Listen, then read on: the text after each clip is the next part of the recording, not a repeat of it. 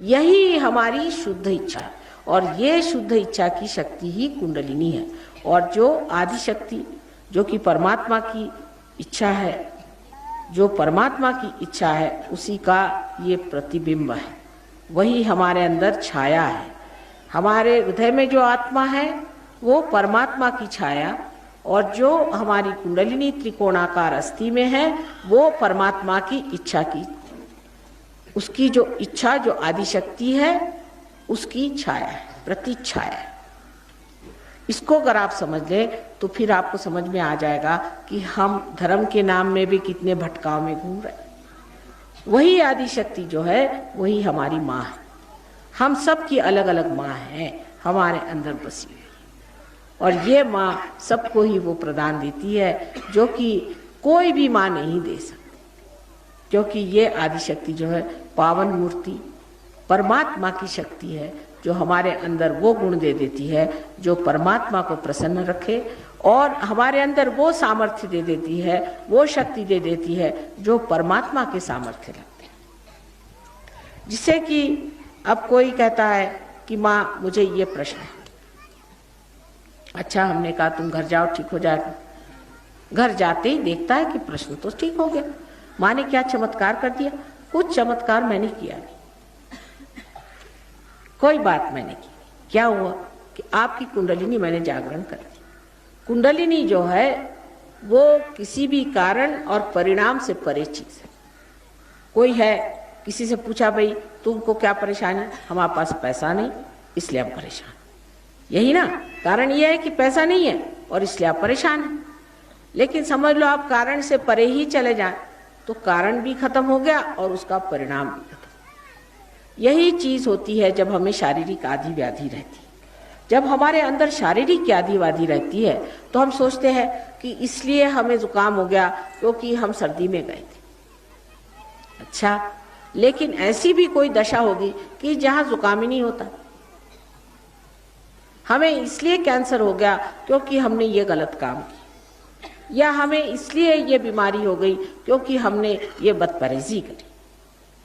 लेकिन कोई ऐसा भी स्थान होगा जहां ये चीज होती ही नहीं, जहां आप गलती ही नहीं कर सकते, ये जहां ये कारण ही नहीं बसते।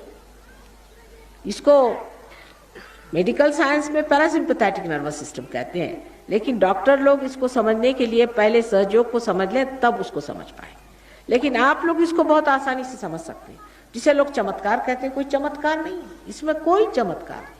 हम तो रोज के चमत्कार को चमत्कार नहीं समझते। बताइए कि एक फूल से फल बनता है तो हम क्या बना सकते हैं? नहीं बना सकते। और ऐसे करोड़ों हजारों हम बनते देखते हैं, हमको कोई भी चमत्कार नहीं लगता। एक पहाड़ी का बच्चा पहाड़ी होता है, एक देसी का बच्चा देसी होता है, शक्ल सूरत वैसी बनी रहती, कौन बनाता है? ये सोचिए, इसका चयन कौन करता है?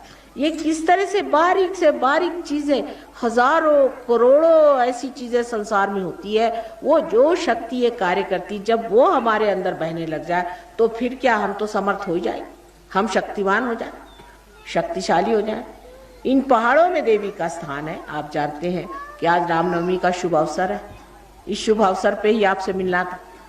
कोई तो भी ऐसी ही विशेष बात होगी जहाँ पर कि मुझे यहाँ आज ही आना था। यहाँ 7 देवियों का स्थान है।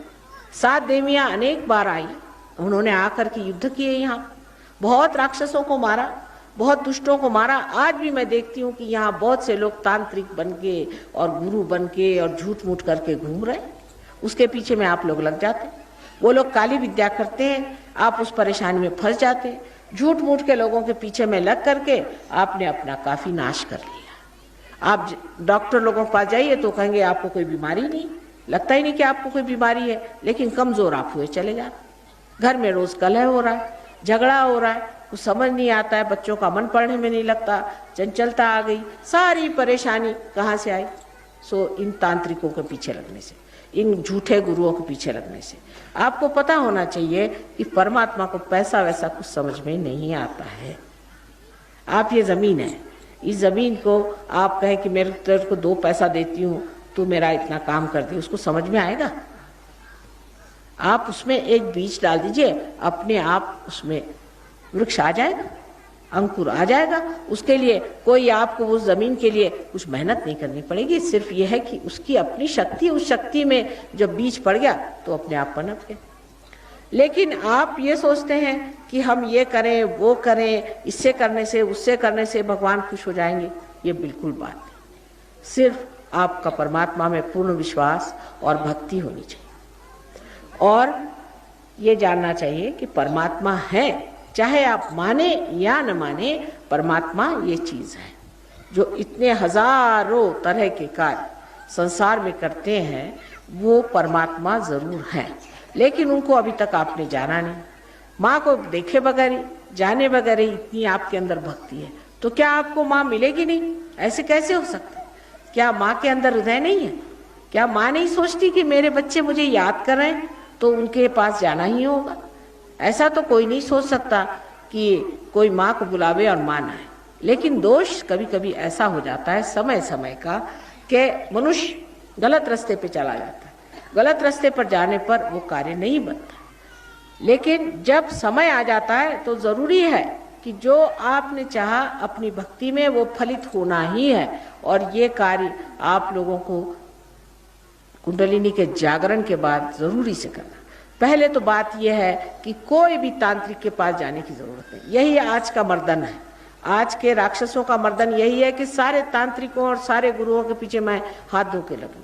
1970 साल में मैंने खुले आम बंबई में इन सब राक्षसों के नाम बताए थे कि सब ने जन्म लिया हो, इनसे बच के नहीं। एक एक राक्षस, चंड मुंड, सब ने जन्म ले रखा हुआ और सारे गुरुओं के रूप में घूम रहे हैं और उनके पीछे हजारों पागल हैं। जाने दीजिए, इन बेवकूफ लोगों को उनके पीछे जाने दीजिए। लेकिन जो अच्छे भले लोग हैं, जो सादे सरल हृदय के लोग हैं, वो भी ऐसे चक्करों में फंस जाते हैं और उनके घरों में कलश, उनके घर शरीर में क्लेश आदि कितनी तकलीफें होती हैं। इसलिए इस चक्कर में बिल्कुल नहीं पड़ना चाहिए। कोई तांत्रिक आए, आपके हाथ में डोरा बांधे, आप उसको कहना माफ करिए, मुझे डोरा नहीं बांधे। बहुत से लोग काशी से गंडा ले आते हैं, एक कवड़ी का कहीं से उठा लाए और कहे ये काशी का गंडा, बांधो इसे। काशी का गंडा आप बांध रहे, उसका आपने 2 रुपया ले लिया। अब आपने बांध लिया, लेकिन आप क्या जानते कि उसके अंदर कोई चीज बंधी हुई है जो आपको पकड़ लेगी। ये न तो डॉक्टर पहचान सकता है, न कोई हाकिम पहचान सकता है, न कोई वैद्य पहचान सकता है। ये तो वही पहचान सकता है कि जिसको आत्मबोध हो गया, वो बता देगा आपको कि आप में पकड़ आ गई। और इस तरह की चीजें यहाँ पर बहुत है। मैंने आते ही साथ कहा कि अभी रात भर तो मुझे लड़ना है सबके साथ, यहाँ पर रात भर युद्ध होगा। 3 दिन से रात भर युद्ध ही हो रहा है और यहाँ ऐसी बहुत सी गंदी मैली विद्याएं करने वाले लोग छिपे बैठे हुए हैं और वो गांव में आकर के औरतों पे, आदमियों पे नजर डाल के और उनसे रुपया घसूट रहे हैं। कोई कहेगा मुझे सिर्फ चावल दे दीजिए, मुझे और कुछ नहीं चाहिए, मुझे ये चीज दे दीजिए, मुझे कुछ नहीं चाहिए। कभी भी आपने सुना है कि राम ने या कृष्ण ने किसी से भीख मांगी थी कि तुम मुझे चावल दे दो, या गंडे बांधे थे, या किसी से कहा था कि तुम ये नाम ले लो भगवान का तो तुम्हारा सब ठीक हो जाएगा? हमें नासमझी है, लेकिन नासमझी इतनी हद तक नहीं गुजरनी चाहिए कि हम भगवान में और शैतान में फर्क ही ना कर सके। हम ये भी ना पहचान सके कि ये शैतान है, ये तो राक्षस है, ये तो हमारे लिए एक बड़ा भारी दुष्ट आया हुआ है, हमारा कर्दन काल आया हुआ है, उसको न पहचाने और हम भगवान को न पहचाने। शक्ल सूरत से आप पहचान सकते हैं कि ये राक्षसी आ गई, उसके तौर तरीके से आप पहचान सकते हैं, क्योंकि आप इस वातावरण में रहते हैं, आपके अंदर संवेदना है, आप समझ सकते हैं कि ये तो शैतान लगता है, ये आदमी ठीक नहीं। उनके साथ बहू बेटियां बैठेंगी तो नुकसान पाएंगी, उनके साथ आदमी बैठेंगे तो नुकसान पाएंगे, कभी भी आपके घर में तरक्की नहीं आएगी। ये सबसे बड़ी चीज यहाँ पर है और इसीलिए देवियाँ यहाँ पर हमेशा जन्म लेती रही। लेकिन अब कलयुग में जो खराबी आ गई वो ये है कि ये राक्षस ऐसे सामने खड़े हो तो उनकी गर्दनें काट के फिकवा दें, लेकिन वो तो ऐसे सामने खड़े नहीं है, सबके दिमाग में घुसे हुए।